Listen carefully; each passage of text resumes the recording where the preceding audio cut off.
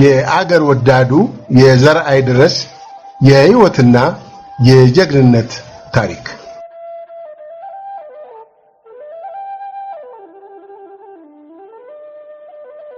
የዘርአይ ድረስ ትውልድና እድገት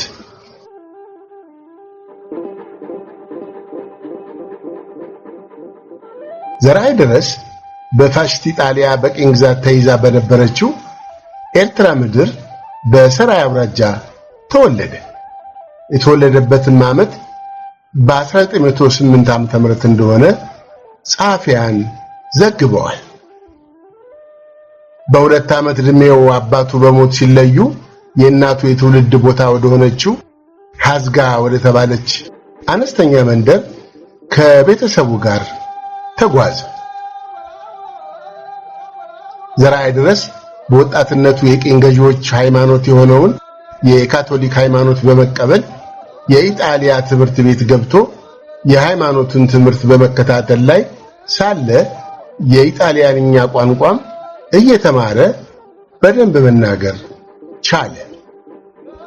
ዘርአይ ድረስ የሃይማኖቱን ትምህርት አቋርጦ በኤርትራ ድንበር ላይ ወደምትገኘው ራማ ወደ ተባለችው የትግራይ ከተማ በመጓዝ የኢጣሊያንኛ ቋንቋ አስተርጓሚ ሆኖ ተቀጠረ።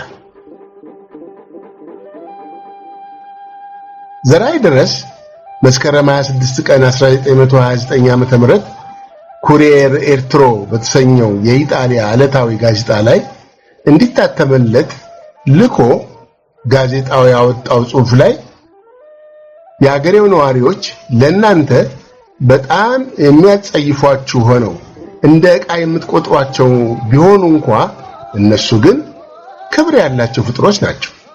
በሊቢያ በሶማሊያና በሌሎችም ለሀገራቸው ነጻነት የሚታገሉ ለእናንተ እንደ ጋሻ መከታ በመሆንና ሕይወታቸውንም ጭምር እስከ መገበር ደርሰዋል። ለኢጣሊያ ሲባል የተከናወኑ የብዙ የጀግንነት ድርጊቶች በተሳሳተ መንገድ የተተረጎሙና የኢምፔሪያሊዝም ሐሳብ አመላካቾች ናቸው በማለት የጸረ ፋሽስትና ጸረ ቅኝ ግዛት አቋም የነበረው ዘርአይ በጋዜጣ በግልጽ ባወጣው ጽሑፉ ላይ ተቃውሞውን አሰምቷል።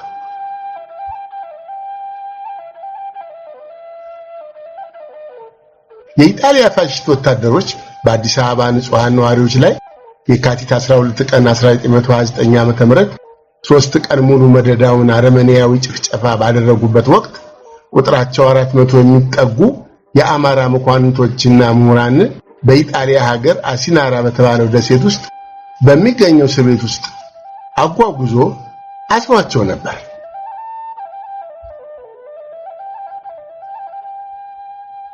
የዘርአይ ድረስ ወደ ኢጣሊያ መጓዝ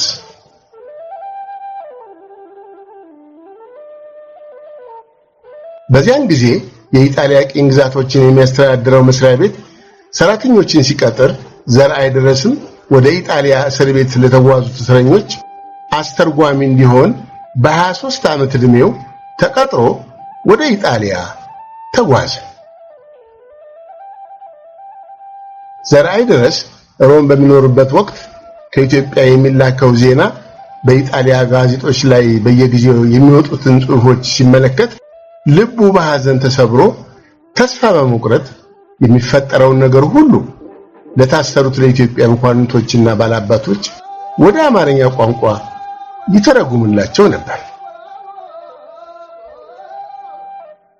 በዚያን ወቅት የኢትዮጵያ ነገስታት ከተጠቀሙባቸው የማዕረግ ስሞች አንዱ የይሁዳ አንበሳ ነው። ይህ የማዕረግ ስም በመጽሐፍ ቅዱስ ላይ እንደተጠቀሰው ንግሥት ሳባ ንጉሥ ሰለሞንን ከጎበኘችበት ዘመን ይጀምራል። የይሁዳ አንበሳ የንጉሠ ነገሥቱን ማንነት ከማመልከቱም በላይ የኢትዮጵያ ብሔራዊ ምልክትም ነው ተብሎ ይታመናል። የይሁዳ አንበሳ ሐውልት በወርቅ ነሐስ የተሰራ ሐውልት ሲሆን በዳግማዊ አጼ ምኒልክ፣ በቀዳማዊ አጼ ኃይለ ሥላሴ፣ በንግሥት ዘውዲቱና በልዑል ራስ መኮንን ወልደ ሚካኤል ምስሎች ያጌጠና በጥቁር ግራናይት በተሰራ ምሰሶ ላይ የቆመ ድንቅ ሐውልት ነው። ሐውልቱ የቆመው በአዲስ አበባ ለገሃር ባቡር ጣቢያ ፊት ለፊት በሚገኘው አደባባይ ላይ ነበር። ሐውልቱ የተቀረጸው በ1922 ዓ.ም በፈረንሳዊው ቅርጻ ቅርጽ ባለሙያ ጆርጅ ጋርዴት ሲሆን የተሰራውም ጥቅምት 23 ቀን 1923 ዓ.ም ለሚከበረው ለግርማዊ ቀዳማዊ አፄ ኃይለ ሥላሴ የዘውድ ሥርዓተ ንግሥን ምክንያት በማድረግ ነበር። ኢጣሊያ በዶጋሊ ጦርነት ለወደቁት የፋሽስት ወታደሮቻቸው መታሰቢያ እንዲሆናቸው በማሰብ ይህን የኢትዮጵያ ንጉሠ ነገሥት የይሁዳ አንበሳ አርማ የሆነውን ወርቃማ ሐውልት ነቅለው በምርኮ መልክ ወደ አገራቸው በመውሰድ በሮም ኤዚድራ በተባለው አደባባይ ላይ የኢጣሊያ ባንዲራ ተሰቅሎበት ከነርሱ ሐውልት ስር አቁመውት ነበር። በንጉሠ ነገሥቱ ግርማዊ ቀዳማዊ አፄ ኃይለ ሥላሴ ባደረጉት ዲፕሎማሲያዊ ጥረት ተወስዶ የነበረው ሐውልት በ1952 ዓ.ም ወደ ኢትዮጵያ ሲመለስ የዘርዓ ድረስና የአርበኝነት ስሜት ለማስታወስ ሲሉ ንጉሠ ነገሥቱ ወታደራዊ ዩኒፎርም ለብሰው በሐውልቱ የአቀባበል ስነ ስርዓት ላይ ተገኝተው ነበር። በንጉሠ ነገሥቱ ግርማዊ ቀዳማዊ አፄ ኃይለ ሥላሴ ባደረጉት ዲፕሎማሲያዊ ጥረት ተወስዶ የነበረው ሐውልት በ1952 ዓ.ም ወደ ኢትዮጵያ ሲመለስ የዘርዓ ድረስና የአርበኝነት ስሜት ለማስታወስ ሲሉ ንጉሠ ነገሥቱ ወታደራዊ ዩኒፎርም ለብሰው በሐውልቱ የአቀባበል ስነ ስርዓት ላይ ተገኝተው ነበር።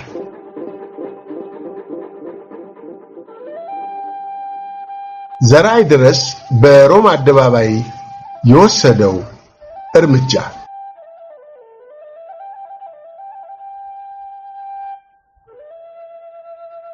ዘርዓ ድረስ ወደ አገሩ ለመመለስ ባሰበበት ሰሞን ሰኔ 7 ቀን 1930 ዓ.ም በሮም አደባባይ በዶጋሊ ጦርነት ያለቁትን የፋሽስት ወታደሮቻቸውን ለመዘከር የኢጣሊያ ባለስልጣናትና ሕዝቡ ተሰብስበው ነበር።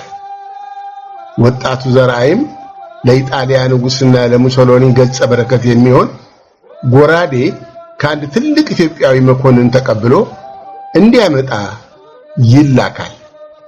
ወጣቱ ዘርዓይም ከተቀበለ ጎራዴ ላይ የተጻፈውን ጽሑፍ አንብቦ እንደተረዳው ጎራዴው የራስ አሉላ አባ ነጋ እንደነበር ተገነዘበ። የ22 ዓመት ወጣቱ ዘርዓ ድረስ ጎራዴውን በእጁ እንደያዘ አደባባይ ከደረሰ በኋላ ጣሊያኖች በይሁዳ አንበሳ ሐውልት ላይ ሲሳለቁና ሲዘባበቱ ተመለከተ።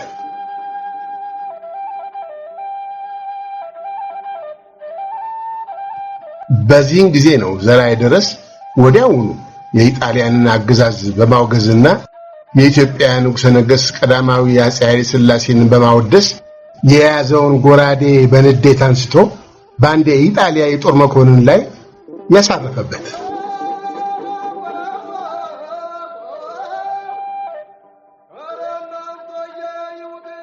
ዘርዓ ድረስ ይህን እርምጃ እንደወሰደ ወዲያውኑ አደባባዩ በጩኸትና በሁከት ተሞላ። የ20ኛው ክፍለ ዘመን ኢትዮጵያ በሚለው መጽሐፍ ላይ እንደተጠቀሰው ዘርዓ ድረስ ድርጊቱን እንደፈጸመ ወዲያውኑ ቀረርቶና ሽለላ ማሰማቱን ዘግቦታል።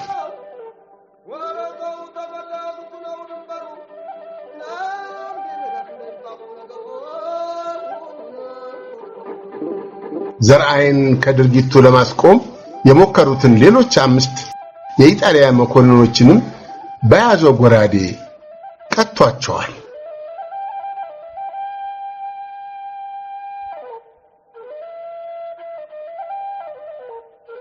አከታትለውም ሌሎች የኢጣሊያ መኮንኖች ደርሰው ዘርዓ ድረስ ላይ 4 ጥይት ተኩሰው ጭኑ ላይ አቆሰሉት።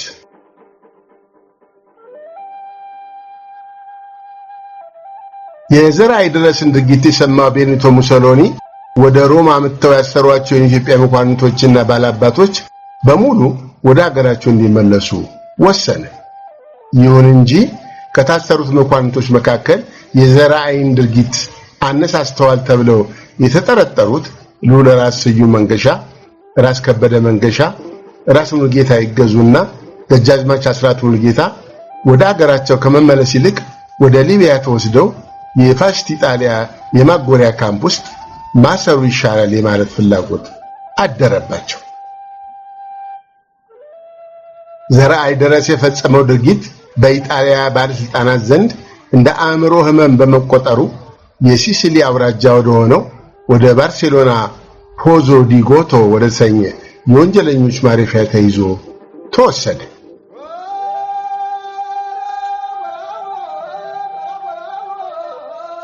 ዘርአይ ደረስ በቆይታውም ወቅት ምንም አይነት የአእምሮ ህመም እንደሌለበት ቢናገርም የኢጣሊያ ዶክተሮችን ማሳመን አልቻለም። በዚህም ምክንያት ዘርአይ ደረስ ታስሮ እንዲታከም ወደ ኢጣሊያ ሲሲሊ ወደብ ወደሚገኘው ወረዳ ተልኮ ማንም አጋዥና ረዳት በሌለበት ለ7 ዓመታት ታስሮ ተሰቃይቷል።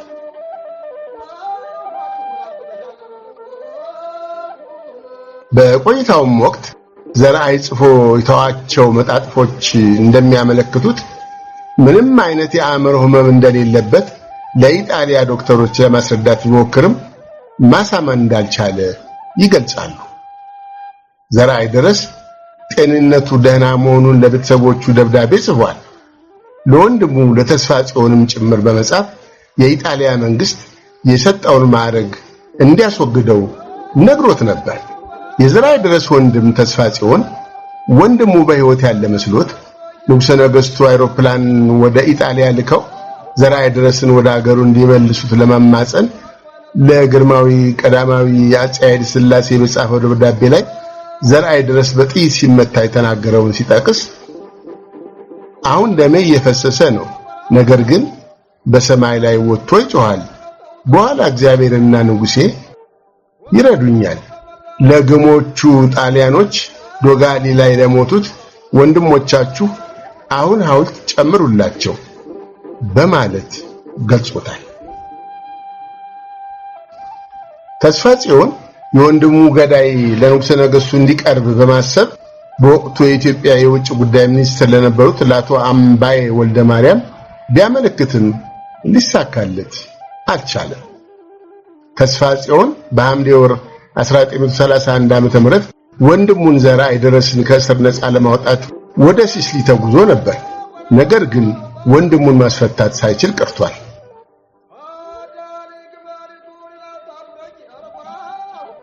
አገር ወዳዱና ቆራጡ ጀግና ወጣት ዘርአይ ደረስ ከ7 ዓመታት የእስር ቤት ቆይታ በኋላ ሰኔ 23 ቀን 1937 ዓ.ም ገና በለጋ ዕድሜው በተወለደ በ31 ዓመቱ በሚያሳዝን ሁኔታ ሕይወቱ ሊያልፍ ችሏል።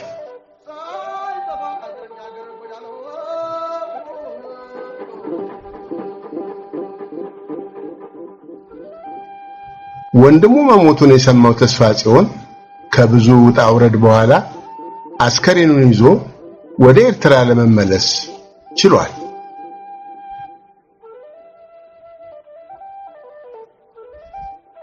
በመጨረሻም የጀግናው ዘርአይ ደረስ አስከሬን በሐዘጋ ቅድስት ማርያም ቤተክርስቲያን በክብር የተቀበረ ሲሆን ከመቃብሩም ፊት ለፊት የአርበኛውን ምስል ከሁለት አንበሶች ጋር የሚያሳይ መታሰቢያ ሐውልት እንዲቆምለት ተደርጓል።